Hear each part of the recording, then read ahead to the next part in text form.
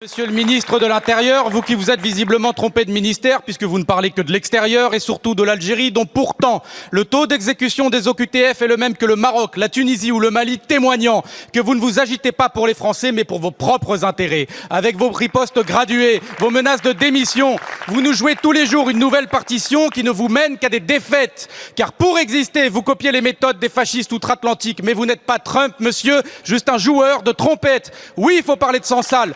Nous avons tous appelé à sa libération, mais l'escalade des tensions lui nuit gravement et la vérité, c'est que Retailleau est en train de le sacrifier pour gagner son congrès. Vous dites agir pour la France, mais comment peut-on prétendre défendre la France en piétinant ses lois, en piétinant des droits, en piétinant la foi de millions de Français musulmans? Pourquoi M. Retailleau et son gouvernement s'acharnent-ils à vouloir couper le fil de cette histoire délicate tissée entre nos deux peuples qui ont tant d'enfants en partage? Ces mêmes enfants qui n'ont pas à tourner la page de la colonisation, mais qui ont un besoin de vérité, car les crises s'enchaînent à cause de ces non-dits et de toute cette histoire qu'on a voulu laisser enfouie. D'ailleurs, vous qui dénoncez la cancel culture, alors pourquoi ne pas vous insurger quand un documentaire sur l'usage des armes chimiques en Algérie est déprogrammé de la télé? Monsieur le Premier ministre, votre gouvernement n'est pas à la hauteur de notre histoire commune, pas à la hauteur de ces Algériens qui ont fait couler leur sang à Monte Cassino ou dans le débarquement de Provence, pas à la hauteur de nos anciens qui ont mêlé leur sueur dans les mines et les usines de toute la France. Il n'est nullement question ici de repentance, mais juste d'apporter un peu de respect et de reconnaissance. Et ce n'est pas l'Algérie qui nous agresse, monsieur le Premier ministre, c'est vous qui agressez la France lorsque les vôtres osent parler des belles heures de la colonisation. Car en disant cela, vous insultez Gisèle Halimi, Simone de Beauvoir, Jacques Vergès ou Fernand Yveton et tous ces Français qui ont su, contrairement à vous, s'opposer à l'inhumanité et qui ont milité dans l'ombre et la lumière pour rapprocher ces deux peuples que vous essayez aujourd'hui de séparer. Je vous remercie. La parole est à monsieur Jean-Noël Barrot, ministre de l'Europe et des Affaires étrangères.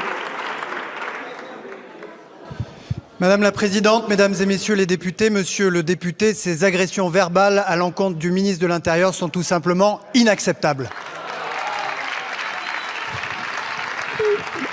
Et en agressant ainsi de manière verbale le ministre de l'Intérieur et le ministère de l'Intérieur qui agit au quotidien pour faire respecter le droit dans notre pays, pour reconduire à la frontière les étrangers qui s'y trouvent en situation irrégulière, vous n'aidez en rien à résoudre la période de tension que nous connaissons avec l'Algérie, ni le sort de Boualem-Sansal, ni la réadmission des étrangers en situation irrégulière sur le territoire national, ni la coopération que nous appelons de nos vœux en matière de renseignement et de lutte contre le terrorisme.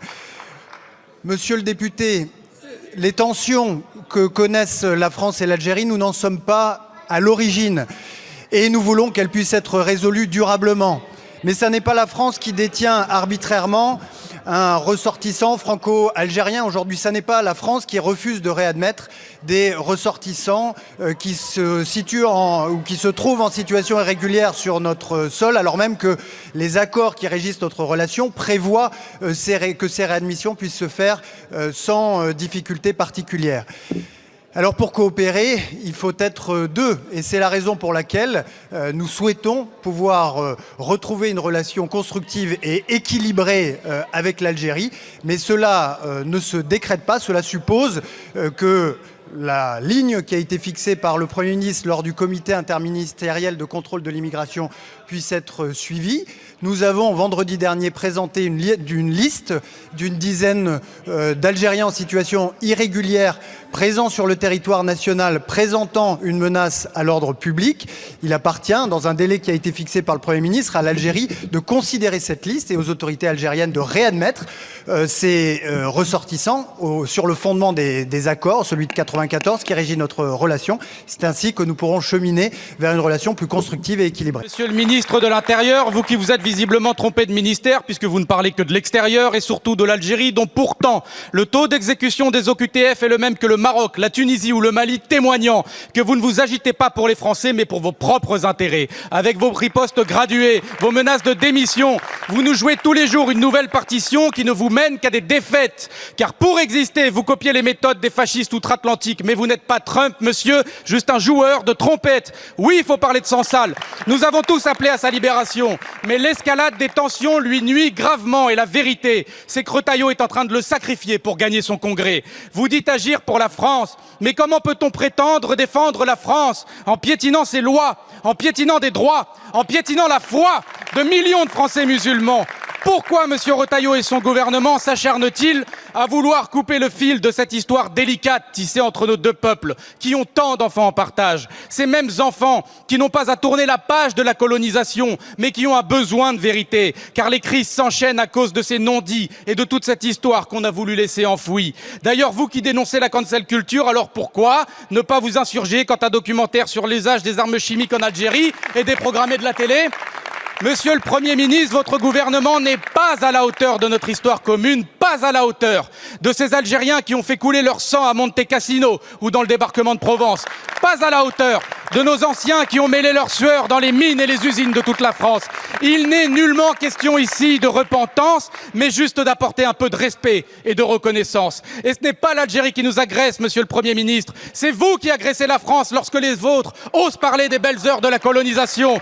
Car en disant cela, vous insultez Gisèle Halimi, Simone de Beauvoir, Jacques Vergès ou Fernand Yveton et tous ces Français qui ont su, contrairement à vous, s'opposer à l'inhumanité et qui ont milité dans l'ombre et la lumière pour rapprocher ces deux peuples que vous essayez aujourd'hui de séparer. Je vous remercie. La parole est à monsieur Jean-Noël Barrot, ministre de l'Europe et des Affaires étrangères. Madame la Présidente, Mesdames et Messieurs les députés, Monsieur le député, ces agressions verbales à l'encontre du ministre de l'Intérieur sont tout simplement inacceptables. Et en agressant ainsi de manière verbale le ministre de l'Intérieur et le ministère de l'Intérieur qui agit au quotidien pour faire respecter le droit dans notre pays, pour reconduire à la frontière les étrangers qui s'y trouvent en situation irrégulière, vous n'aidez en rien à résoudre la période de tension que nous connaissons avec l'Algérie, ni le sort de Boualem Sansal, ni la réadmission des étrangers en situation irrégulière sur le territoire national, ni la coopération que nous appelons de nos vœux en matière de renseignement et de lutte contre le terrorisme. Monsieur le député, les tensions que connaissent la France et l'Algérie, nous n'en sommes pas à l'origine et nous voulons qu'elles puissent être résolues durablement. Mais ce n'est pas la France qui détient arbitrairement un ressortissant franco-algérien. Aujourd'hui, ce n'est pas la France qui refuse de réadmettre des ressortissants qui se situent ou qui se trouvent en situation irrégulière sur notre sol, alors même que les accords qui régissent notre relation prévoient que ces réadmissions puissent se faire sans difficulté particulière. Alors pour coopérer, il faut être deux et c'est la raison pour laquelle nous souhaitons pouvoir retrouver une relation constructive et équilibrée avec l'Algérie. Mais cela ne se décrète pas, cela suppose que la ligne qui a été fixée par le Premier ministre lors du comité interministériel de contrôle de l'immigration puisse être suivie.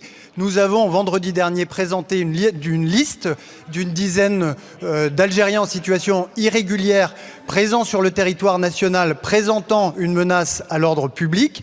Il appartient, dans un délai qui a été fixé par le Premier ministre, à l'Algérie de considérer cette liste et aux autorités algériennes de réadmettre ces ressortissants sur le fondement des accords, celui de 1994 qui régit notre relation. C'est ainsi que nous pourrons cheminer vers une relation plus constructive et équilibrée.